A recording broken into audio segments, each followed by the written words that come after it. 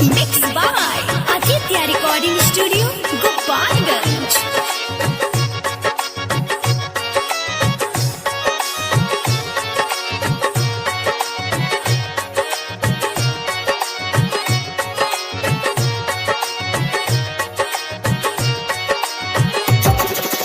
ऐ दिल चुप रहा, ऐ दिल चुप रहा।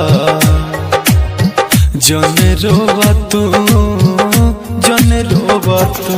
अभी ओकरा ना बुझाई, बाद में पछताई। मिलल बा जवन दर्दिया, अब सहल कसहू। ऐ दिल चुप रहा, ऐ दिल चुप रहा। जने रोवा तू, जने रोवा तू। DJ Amit Raj.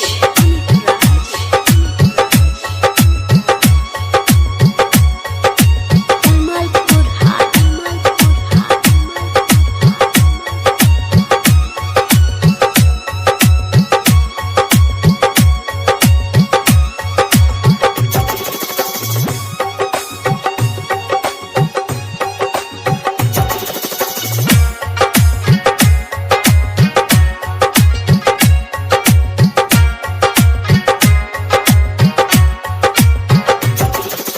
कैलस वादा तो नानी भैलस हो, बीच रहिया में बहिया छोड़ के गैलस हो।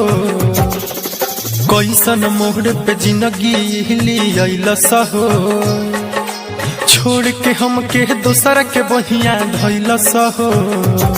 जब दिलव करो दुखाई, बाद में पछताई। मिलल बा जवन दर्दिया, अब सहल कसहू। ऐ दिल चुप रहा, ऐ दिल चुप रहा।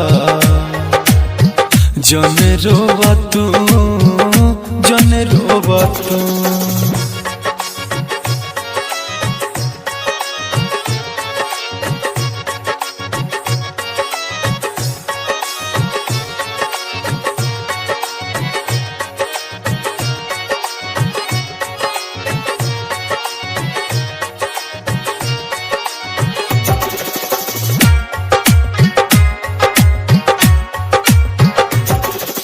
तनको नाही सोचल सौहर जाई हो, टूटल दिलवा लेके दीपक कहाँ जाई हो।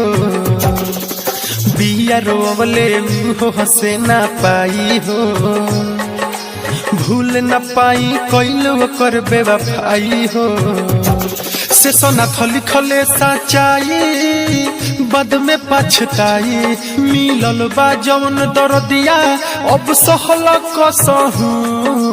ऐ दिल चुप रहा, ऐ दिल चुप रहा। जने रोवा तू, जने रोवा तू। अभी ओकरा ना बुझाई, बाद में पछताई। मिलल बा जवन दर्दिया, अब सहल कसहू। ऐ दिल चुप रहा, ऐ दिल चुप रहा। जने रोवा तू।